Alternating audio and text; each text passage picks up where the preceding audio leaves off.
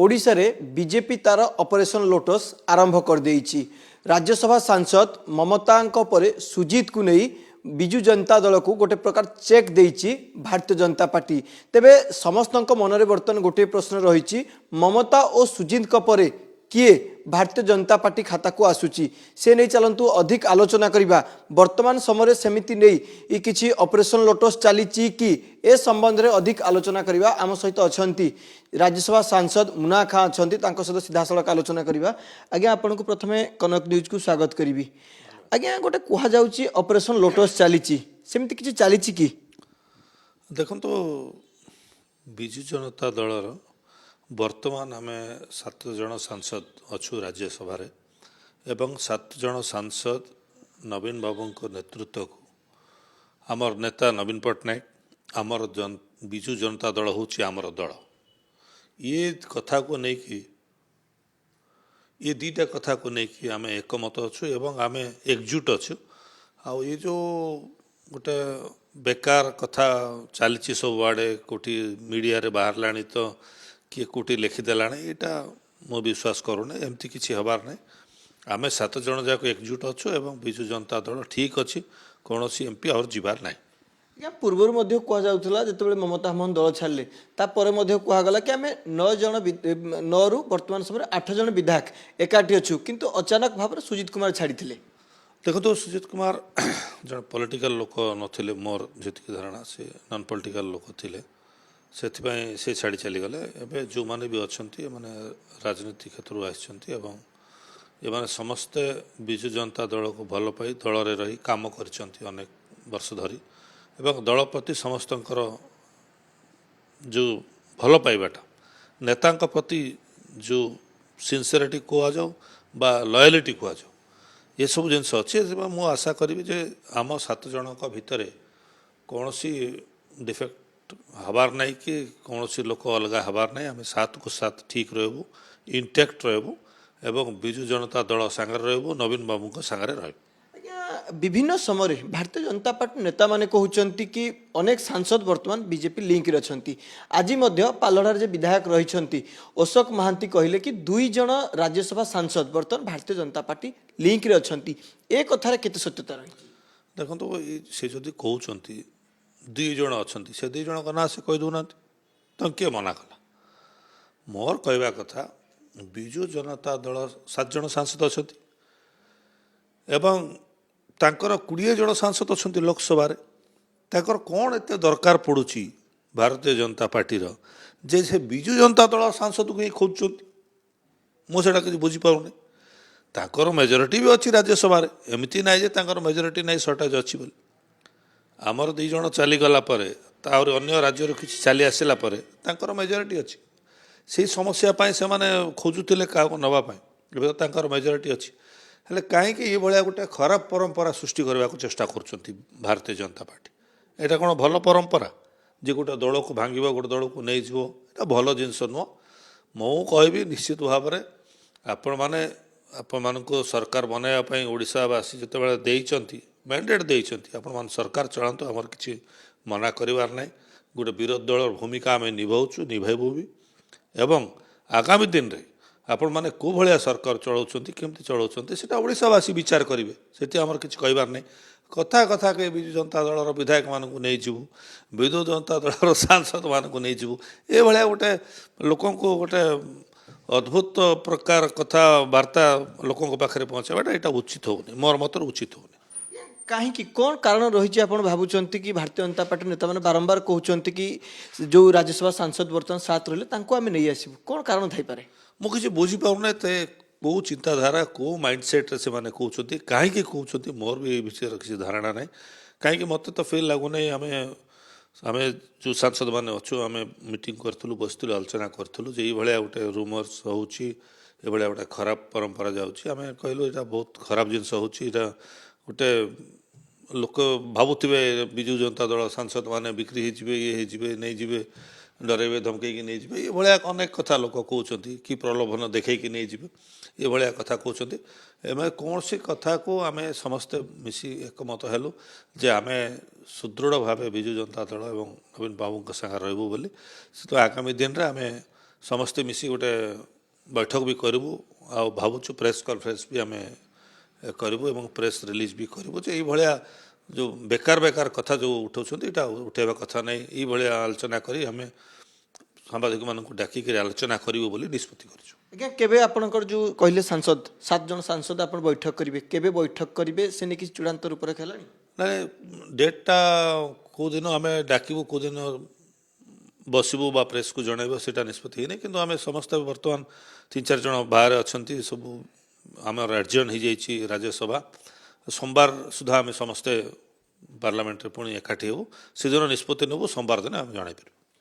ଆଜ୍ଞା ଆଉ ଗୋଟେ କଥା ମଧ୍ୟ କୁହାଯାଉଛି କି ଯେଉଁ ତୃଣମୂଳ ସ୍ତରର ଯେଉଁ କର୍ମୀମାନେ ରହିଛନ୍ତି ବିଜୁ ଜନତା ଦଳ ତାଙ୍କ ମନୋବଳକୁ ଭାଙ୍ଗିବା ପାଇଁ ଭାରତୀୟ ଜନତା ପାର୍ଟି ଏପରି କିଛି ଷ୍ଟ୍ରାଟେଜି କରୁଛି କି ଆମେ ରାଜ୍ୟସଭା ସାଂସଦମାନଙ୍କୁ ଯେହେତୁ କିଣି ଦେବାର ଦକ୍ଷତା ରଖୁଛୁ, ଆମେ ରାଜ୍ୟସଭା ସାଂସଦମାନଙ୍କୁ ନେଇ ଆସୁଛୁ ଆମ ପକ୍ଷକୁ, ତେଣୁ ଯେଉଁ ତୃଣମୂଳ ସ୍ତରର କର୍ମୀମାନଙ୍କୁ ଆମେ ମଧ୍ୟ ନେଇ ଆସିବୁ, ଏ ଗୋଟେ ମେସେଜ ଦେବା ପାଇଁ ଚେଷ୍ଟା କରାଯାଉଛି କି ବାରମ୍ବାର ଗଣମାଧ୍ୟମ? ସେମାନେ ଅଲରେଡ଼ି ଚେଷ୍ଟା କରୁଛନ୍ତି ଏବଂ କିଛି ଜାଗାରେ ପଞ୍ଚାୟତ ସମିତି ଚେୟାରମ୍ୟାନ୍ ମାନଙ୍କୁ ବି ସେମାନେ ଡରେଇ ଧମକେଇକି ବି ଯାହା ବି କହିକି ପ୍ରଲୋଭନ ଦେଖେଇକି ଯାହା ବି ହଉ ଅଲଗା କଥା ସେମାନେ ନେଇଯାଇଛନ୍ତି ଏବଂ ମେସେଜ ଗୋଟେ ଦେବାକୁ ଚାହୁଁଛନ୍ତି ଯେ ବିଭିନ୍ନ ପଞ୍ଚାୟତ ସ୍ତରରେ ହଉ ବା ବିଧାନସଭା ସ୍ତରରେ ହଉ ବା ରାଜ୍ୟସଭା ମାନେ MP ମାନଙ୍କ ସ୍ତରରେ ହଉ ଆମେ ଚାହିଁଲେ ଆମ ଦଳକୁ ସବୁ ଆସିବେ, ଏଭଳିଆ ଗୋଟେ ମେସେଜ ସେମାନେ ଦେବା ପାଇଁ ଚାହୁଁଛନ୍ତି। ଆଉ ଏଇଟା ଭଲ ପରମ୍ପରା ସୃଷ୍ଟି କରୁନା, ଏଇଟା ଗୋଟେ ଖରାପ ବାତାବରଣ ସୃଷ୍ଟି କରୁଛି। ଆପଣମାନଙ୍କର ଦଳରେ ଯେଉଁମାନେ ବି ନିର୍ବାଚିତ ହୋଇ ଆସିଛନ୍ତି ବା ଆମ ଦଳରେ ଯେଉଁମାନେ ନିର୍ବାଚିତ ହୋଇ ଆସିଛନ୍ତି, ଲୋକ ଭୋଟ ଦେଇଛନ୍ତି ବିଜୁ ଜନତା ଦଳକୁ, ବିଜୁ ଜନତା ଦଳ ମ୍ୟାଣ୍ଡେଟ୍ରେ ଆମକୁ ଭୋଟ ଦେଇଥିଲେ ବା ଆପଣମାନଙ୍କୁ ଯେଉଁ ଭୋଟ ଦେଇଛନ୍ତି ଆପଣମାନଙ୍କ ଦଳ ପାଇଁ, ଯଦି ଆପଣମାନଙ୍କର ଦଳରୁ କିଏ ଛାଡ଼ିକିରି ବିଜୁ ଜନତା ଦଳକୁ ଚାଲି ଆସେ ଆପଣମାନେ କେମିତି ଲାଗିବ, କେଉଁଭଳିଆ ଆପଣମାନେ ଫିଲ୍ କରିବେ? ସେଇଟା ସେଥିପାଇଁ ମୋର କହିବା କଥା ହେଲା ଆପଣମାନେ ଯାହା ପାଇଛନ୍ତି ମ୍ୟାଣ୍ଡେଟ୍ ପାଇଛନ୍ତି ଆପଣ ସରକାର ଚଳାନ୍ତୁ, ଏଇଭଳିଆ ଗୋଟେ ଖରାପ ବାତାବରଣ ସୃଷ୍ଟି କରିବା ପାଇଁ ଚେଷ୍ଟା କରନ୍ତୁନି, ଏଇଟା ଖରାପ ପରମ୍ପରା ସୃଷ୍ଟି କରୁଛି ଏବଂ ଲୋକଙ୍କ ପାଖରେ ଖରାପ ମେସେଜ ବି ଯାଉଛି। ସେଥିପାଇଁ ମୁଁ ସେମାନଙ୍କୁ ବି ମୋର ତରଫରୁ ଜଣାଇ ଦେବା ପାଇଁ ଚାହେଁ ଯେ ଏଇଭଳିଆ ଖରାପ ପରମ୍ପରା ସୃଷ୍ଟି ନ କରନ୍ତୁ, ଏଠାରୁ ଦୂରେଇ ରୁହନ୍ତୁ। ଆଜ୍ଞା ଗୋଟେ ଚର୍ଚ୍ଚା ହେଉଛି ମୁନା ଖାଁ ହେଉଛନ୍ତି ସଂଖ୍ୟାଲଘୁ ସମ୍ପ୍ରଦାୟର ଜଣେ ବଡ଼ ଚେହେରା ରାଜ୍ୟସଭା ସାଂସଦ, ଗୋଟେ ମାର୍କେଟରେ ମଧ୍ୟ ବର୍ତ୍ତମାନ ଚର୍ଚ୍ଚା ହେଉଛି, ବିଭିନ୍ନ ସ୍ଥାନରେ ଚର୍ଚ୍ଚା ହେଉଛି, ରାଜନୈତିକ ମାହୋଲରେ ମଧ୍ୟ ଚର୍ଚ୍ଚା ହେଉଛି କି ମୁନା ଖାଁଙ୍କ ସହିତ ବର୍ତ୍ତମାନ ଯୋଗାଯୋଗ କରିଛନ୍ତି ଭାରତୀୟ ଜନତା ପାର୍ଟିର ଶୀର୍ଷ ନେତୃତ୍ୱ ଏବଂ ଖୁବ୍ ଶୀଘ୍ର ମୁନା ଖାଁ ମଧ୍ୟ ସାଂସଦ ପଦ ଇସ୍ତଫା ଦେଉଛନ୍ତି, ଗୋଟେ ଚର୍ଚ୍ଚା। ଯାହା ହଉ ଏଇଟା ଏଇ ଚର୍ଚ୍ଚାଟା ମୁଁ ଶୁଣିନଥିଲି, ଯାହା ହଉ ଆପଣ ମୋତେ ଜଣାଇଦେଲେ, ବହୁତ ଖୁସିର କଥା। ଚର୍ଚ୍ଚା ତ ଏମିତି ସବୁଆଡ଼େ ଚାଲୁ, କିନ୍ତୁ ଏଇଟା କୌଣସି ମତରେ ବି ସମ୍ଭବ ନୁହଁ। ଆଉ ଯେମିତି ପଶ୍ଚିମରୁ ସୂର୍ଯ୍ୟ ଉଦୟ ହେଲା ବୋଲି କହିଲେ ଲୋକ ବିଶ୍ୱାସ କରିବେନି, ସେଭଳିଆ ଜିନିଷ କେବେ ହେଲେ ବି ମୁନା ଖାଁ ବିଜୁ ଜନତା ଦଳ ନବୀନ ପଟ୍ଟନାୟକ ଛାଡ଼ି କୁଆଡ଼େ ଯିବାର ନାହିଁ। ଆଜ୍ଞା ଅନ୍ ଦ ରେକର୍ଡ ଅଛି, କ୍ୟାମେରା ଲାଗିଛି, 100%, ନୋ ପ୍ରୋବ୍ଲେମ୍। ମୁନା ଖାଁ ବିଜୁ ଜନତା ଦଳ ସହିତ ସବୁବେଳେ ଥିବେ। ବିଜୁ ଜନତା ଦଳ ନବୀନ ବାବୁଙ୍କ ସାଙ୍ଗରେ ମୁଁ ସବୁବେଳେ ରହିବି। ଆଜ୍ଞା ଗୋଟେ ଚର୍ଚ୍ଚା ହେଉଛି ଆପଣମାନଙ୍କ ମଧ୍ୟରେ ମଧ୍ୟ ବିଭିନ୍ନ ସମୟରେ ବୈଠକ ହେଉଛି, ସାଂସଦମାନେ ଦେଖା ହେଉଛନ୍ତି, କଥାବାର୍ତ୍ତା ହେଉଛନ୍ତି, ପୂର୍ବରୁ ଯେଉଁ 2 ଜଣ ସାଂସଦ ଦଳ ଛାଡ଼ିଛନ୍ତି ତାଙ୍କ ସହିତ କେବେ ଆଲୋଚନା ହେଲାଣି ସଂସଦରେ? ନାଇଁ ସୁଜିତ ବାବୁଙ୍କୁ ତ ମୁଁ ଦେଖିନି ଏବଂ ଆଉ ଅନ୍ୟ ଯେଉଁ ସାଂସଦ ଯାଇଥିଲେ ତାଙ୍କ ସାଙ୍ଗରେ ଆଲୋଚନା କିଛି ହେଇନି, ସେ ଅଲଗା ଜାଗାରେ ବସୁଛନ୍ତି, ଥରେ 2 ଥର ଦେଖା ହେଇଥିଲା ମାଟିରେ, କିନ୍ତୁ ସେମିତି କିଛି ଆଲୋଚନା ହେଇନି, ବର୍ତ୍ତମାନ ସୁଦ୍ଧା ହେଇନି। ଆଜ୍ଞା ଭାରତୀୟ ଜନତା ପାର୍ଟି ଗୋଟେ ବିଜୁ ଜନତା ଦଳକୁ ଭାଗ କରିବା ପାଇଁ ଚେଷ୍ଟା କରୁଛି କି? ନାଇଁ ସେମାନେ ଏବେ ନାଇଁ ମୂଳରୁ ଚେଷ୍ଟା କରି ଚଲେଇଛନ୍ତି, ଡିଫରେନ୍ସେସ୍ କରିବା ପାଇଁ ଚେଷ୍ଟା କରୁଛନ୍ତି ଏବଂ ଗୋଟେ ଖରାପ ବାତାବରଣ ଯେଉଁ କଥାଟା କହୁଛି ସେଇଟା ଚେଷ୍ଟା କରୁଛନ୍ତି ସେମାନେ, କିନ୍ତୁ ସେଥିରେ ସେମାନେ ସଫଳ ହେବେ ନାହିଁ। ଯାହା ଓଡ଼ିଶାବାସୀଙ୍କର ମତ ଅଛି ଆମେ ବିରୋଧୀ ଦଳରେ ବସିବାଟା, ଆମେ ବିରୋଧୀ ଦଳରେ ବସିଛୁ, ଆମେ ବିରୋଧୀ ଦଳର ଆମର କର୍ତ୍ତବ୍ୟ ଆମେ କରିବୁ, ସେମାନେ ଶାସନ ଚଳାଇବା କଥା ସେମାନେ ଶାସନ ଚଳାନ୍ତୁ। ଏବେ ଦେଖୁନାହାନ୍ତି 31 ତାରିଖ ପର୍ଯ୍ୟନ୍ତ ଥିଲା ବିଧାନସଭା, କିନ୍ତୁ 31 ତାରିଖ ପର୍ଯ୍ୟନ୍ତ ବିଧାନସଭା ଚାଲିପାରିଲା ନାହିଁ। ଅତ ଦିନରେ ସେମାନେ କହୁଥିଲେ ଯେ ବିଜୁ ଜନତା ଦଳ ଚଲେଇ ପାରିଲା ନାହିଁ, ବିଭିନ୍ନ ସଂଗଠନ ଷ୍ଟ୍ରାଇକ୍ରେ ବସିଲେ, ସେଥିପାଇଁ ସରକାର ଆସେମ୍ବଲି ନ ଚଲେଇକି ବନ୍ଦ କରିଦେଲେ କହୁଛନ୍ତି। ଏବେ ଆଜି 11 ତାରିଖରେ କେମିତି ବନ୍ଦ ହେଇଗଲା? 31 ତାରିଖ ବନ୍ଦ ଥିଲା, ଏତେ ଜଲ୍ଦି କେମିତି ବନ୍ଦ କରିଦେଲେ? ସେଥିପାଇଁ ସେମାନଙ୍କୁ କହୁଛୁ ସେମାନେ ଠିକ୍ରେ ସରକାର ଚଲାନ୍ତୁ, ଆମର କୌଣସି ଆପତ୍ତି ନାହିଁ, ଆମେ ଗୋଟେ ଷ୍ଟ୍ରଙ୍ଗ ବିରୋଧୀ ଦଳର ଭୂମିକା ଆମର କର୍ତ୍ତବ୍ୟ ଆମେ କରିବୁ। ସେମାନେ ଗୋଟେ ସରକାରରେ ଆସିଛନ୍ତି, ଲୋକଙ୍କର କାମ କରନ୍ତୁ, ଲୋକଙ୍କର ଭରସା, ଯେଉଁ କଥା ସେମାନେ ଭାଷା ଦେଇକି ଆସିଛନ୍ତି, ଲୋକଙ୍କୁ ପ୍ରମିସ୍ କରିକି ଆସିଛନ୍ତି ଯେ ଆମେ ଆୟା କରିବୁ, ମୁଁ ଅନୁରୋଧ କରିବି ସେମାନେ ସେମାନଙ୍କ ଲୋକଙ୍କର ସେ ଯେଉଁ ଜିନିଷଟା ଫୁଲଫିଲ୍ କରନ୍ତୁ, ନହେଲେ ଲୋକ କେବେ କ୍ଷମା ଦେବେ ନାହିଁ। ଆଉ ଗୋଟେ କଥା, ଆପଣ ଦିଲ୍ଲୀ ଯାଉଛନ୍ତି, ବଡ଼ ବଡ଼ ନେତାଙ୍କ ସହିତ ମଧ୍ୟ ବସୁଛନ୍ତି, ଅନ୍ୟ ଦଳର ନେତାଙ୍କ ସହିତ ବସୁଛନ୍ତି, କଂଗ୍ରେସ ଦଳର ନେତାଙ୍କ ସହିତ ବସୁଛନ୍ତି, ଭାରତୀୟ ଜନତା ପାର୍ଟି ନେତାଙ୍କ ସହିତ ବସୁଛନ୍ତି। ଗୋଟେ କଥା ଜାଣିବା ପାଇଁ ଚେଷ୍ଟା କରିବୁ, ଅପରେସନ୍ ଲୋଟସ୍ ଓଡ଼ିଶାର 2 ଜଣ ସାଂସଦକୁ ମଧ୍ୟ ନେଇଗଲାଣି।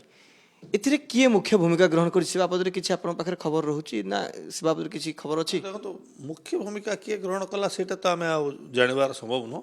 ନିଶ୍ଚିତ ଭାବରେ ଓଡ଼ିଶାର ନେତା ହିଁ କରିଥିବେ, ବାହାର ରାଜ୍ୟର ନେତା କାହିଁ କରିବେ?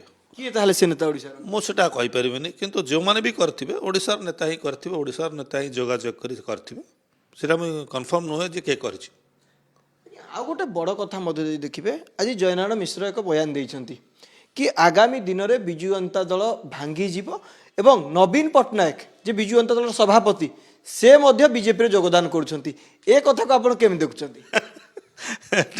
ମୁଁ ଏ କଥାଟାକୁ ଆଉ ମୁଁ କ'ଣ ମାନେ ତାର ଆନ୍ସରଟା ଦେବି? ନବୀନ ବାବୁ ଛାଡ଼ୁଛନ୍ତି, ଦଳ ଛାଡ଼ୁଛନ୍ତି ବୋଲି ସେ କହିଲେଣି। ମୁଁ ତାଠୁ ହାସ୍ୟାସ୍ପଦ କଥା ଆଉ କିଛି ନାହିଁ। ମୁଁ ତା କ'ଣ ଆନ୍ସର ଦେବି? ସେ ଯାହା ମୁଁ କହିସାରିଛି ଆପଣଙ୍କୁ, ପୂର୍ବରୁ ବି କହିସାରିଛି। ଜୟନାରାୟଣ ଭାଇ ମୋର ବଡ଼ ଭାଇ ଭଳିଆ, ସେ କେତେବେଳେ କ'ଣ କହୁଛନ୍ତି ଆପଣ ତ ଜାଣିଛନ୍ତି। ଆଉ ସେ ଏବେ ବି ଷ୍ଟେଟମେଣ୍ଟ ଦେଇଥିଲେ ଯେ ଭାରତୀୟ ଜନତା ପାର୍ଟି ଭିତରେ ହିଁ ତାଙ୍କ ବିରୋଧରେ ଚକ୍ରାନ୍ତ ଚାଲିଛି, ଲୋକ ଲାଗିଛନ୍ତି ବୋଲି କହିଛନ୍ତି। ଆଉ କ'ଣ କରିବା, ତାଙ୍କ ପଛରେ ତ ଲୋକ ଲାଗିଛନ୍ତି, ଆମ ପଛରେ ଲାଗିବାଟା କ'ଣ ସମସ୍ୟା ଅଛି? କିଛି ଅସୁବିଧା ନାହିଁ। ତାହେଲେ ଆପଣ କହିବା କଥା ଭାରତୀୟ ଜନତା ପାର୍ଟି ନିଜ ଦଳ ନ ସମ୍ଭାଳି ଅନ୍ୟକୁ ଭାଙ୍ଗୁଛି। ବେକାର ନିଜ ଦଳ, ତାଙ୍କର ବହୁତ ସମସ୍ୟା ଅଛି, ତାଙ୍କର ଅନେକ ସମସ୍ୟା ଅଛି। ଆମେ ସେ ଭିତରକୁ ଯିବାର ନାହିଁ। ତାଙ୍କର ଦଳ କଥା ସେମାନେ ଚିନ୍ତା କରନ୍ତୁ, ଆମ ଦଳ କଥା ଆମେ ଚିନ୍ତା କରିବୁ। ଆଜ୍ଞା, ଆପଣଙ୍କୁ ଶେଷ ପ୍ରଶ୍ନ ରହିବ। ବର୍ତ୍ତମାନ ଯେମିତି କୁହାଯାଉଛି, ଗୋଟେ ଚର୍ଚ୍ଚା ମଧ୍ୟ ଯେଉଁ ରହୁଛି, ମୁଁ ପୂର୍ବରୁ ମଧ୍ୟ ସେ କଥା ଆପଣଙ୍କୁ ପଚାରିଥିଲି କି ଭାରତୀୟ ଜନତା ପାର୍ଟି ଜଣେ ଯିଏ ବି ହଉ, XYZ ଯିଏ ବି ହଉ, ଜଣେ ସାଂସଦକୁ ନେବା ପାଇଁ ବର୍ତ୍ତମାନ ଜୋରଦାର ପ୍ରୟାସ କରୁଥିବା, ଯାହା ମଧ୍ୟ ଭାରତୀୟ ଜନତା ପାର୍ଟି ନିଜ ନେତାମାନେ କହୁଛନ୍ତି, ତାଙ୍କ ପାର୍ଟିରେ ସେମାନେ କହୁଛନ୍ତି କି ଯୋଗାଯୋଗରେ ଅଛନ୍ତି। କିଏ ସେମିତି ନେତା ହେଇପାରେ ବିଜୁ ଜନତା ଦଳର ସାଂସଦ ହେଇପାରେ ଯାହା ସହିତ ମାନେ ଯୋଗାଯୋଗରେ ଥାଇପାରନ୍ତି ବୋଲି ଆପଣଙ୍କର ମାନ? ସେ କଥା ତ ସେମାନେ କହିପାରିବେ, ସେ ଯେଉଁମାନେ କହୁଛନ୍ତି ସେମାନେ କହିପାରିବେ। ଏଇଟା କ'ଣ କେହି ଜାଣିବେ ଯେ କାହା ସାଙ୍ଗେ ସେମାନେ ଯୋଗାଯୋଗରେ ଅଛନ୍ତି? ଯଦି କାହା ସାଙ୍ଗେ ଯୋଗାଯୋଗରେ ଅଛନ୍ତି ସେମାନେ ନା କହିଦେଉନାହାନ୍ତି, ଆମକୁ ଟିକେ ସୁବିଧା ହେବ। ତ କିଏ ମନା କଲା? ନାଟା କହିଦିଅନ୍ତୁ। ସାଂସଦମାନଙ୍କୁ ଏକାଠି ରଖିବା ପାଇଁ ବିଜୁ ଜନତା ଦଳ ତରଫରୁ ବର୍ତ୍ତମାନ କେମିତି ପ୍ରୟାସ ଚାଲିଛି? କ'ଣ କ'ଣ ପ୍ରୟାସ ଚାଲିଛି? ଆପଣମାନଙ୍କ ସହିତ କେମିତି ଯୋଗାଯୋଗ କରାଯାଉଛି ଦଳ ତରଫରୁ? ନା ଶୁଣନ୍ତୁ, ପ୍ରୟାସର କିଛି ଆବଶ୍ୟକତା ନାହିଁ। ଆମର ସବୁ ସାଂସଦମାନେ ଠିକ୍ ଅଛନ୍ତି। ଯେଉଁଠି ସମସ୍ୟା ଥାଏ ସେଇଠି ପ୍ରୟାସ କରାଯାଏ। ଆମର ପ୍ରୟାସର ଆବଶ୍ୟକତା ନାହିଁ। ଆମର ସବୁ ସାଂସଦ ପୁରା ଏକଜୁଟ ହେଇକି ଅଛନ୍ତି, ଦମଦାର ଭାବରେ ଅଛନ୍ତି। କୌଣସି ସାଂସଦ ଯେଉଁମାନଙ୍କ ନାଁ ଆପଣମାନେ କହୁଛନ୍ତି ଯେଉଁ ଚର୍ଚ୍ଚାରେ ଆସୁଛି ଏମିତି ସେମିତି ବୋଲି, ସେମିତି କିଛି ନାହିଁ। ସମସ୍ତ ବିଜୁ ଜନତା ଦଳ ସାଙ୍ଗରେ ପୁରା ମାନେ ୱାଲ୍ ଭଳିଆ ଠିଆ ହେଇକି ଅଛନ୍ତି। କିଛି ହେବାର ନାହିଁ, କିଛି ସମସ୍ୟା ନାହିଁ, କେହି ଯିବାର ନାହିଁ। ଆଜି ତାରିଖ ଯଦି ଦେଖିବା 12/12/2024, 12/12/2024ରେ ବିଜୁ ଜନତା ଦଳର ସାଂସଦ 7 ଜଣ ରାଜ୍ୟସଭା ସାଂସଦ ଅଛନ୍ତି। ଆଗାମୀ ଦିନରେ ମଧ୍ୟ 2025ରେ ମଧ୍ୟ ସେଇ ସାଂସଦ ରହିବେ। 12/12/2025ରେ ବି ଆମର ସାଂସଦ ସଂଖ୍ୟା ସମାନ ରହିବେ 100%। ଯାହା ମଧ୍ୟ ଆପଣ ପ୍ରତିକ୍ରିୟା ଶୁଣୁଥିଲେ କି ଏଇ ରାଜ୍ୟସଭା ସାଂସଦ ମୁନା ଖାଁ ତାଙ୍କର ଦୃଢ଼ୋକ୍ତି ଦମ୍ଭୋକ୍ତି ଦେଖାଇଛନ୍ତି। ଭାରତୀୟ ଜନତା ପାର୍ଟି ଯେଉଁ ଲୋଟସ୍ ଅପରେସନ୍ ଚଳାଉଛି ତାହା ଆଉ ସମ୍ଭବ ହେବ ନାହିଁ। ସେମାନେ ତାଙ୍କ ନିଜ ଘର ସଜାଡ଼ିବା ପରିବର୍ତ୍ତେ ଯାହା ବିଜୁ ଜନତା ଦଳକୁ ଭାଙ୍ଗିବା ପାଇଁ ଚେଷ୍ଟା କରୁଛନ୍ତି, ଏହା ଦିନେ ତାଙ୍କ ଦଳ ପାଇଁ କାଳ ହେବ ବୋଲି କହିଛନ୍ତି ରାଜ୍ୟସଭା ସାଂସଦ ମୁନା ଖାଁ। ଭୁବନେଶ୍ୱରରୁ କ୍ୟାମେରା ପର୍ସନ ଶଙ୍କରଙ୍କ ସହ ନବକିଶୋର ସାହୁ, କନକ ନ୍ୟୁଜ୍।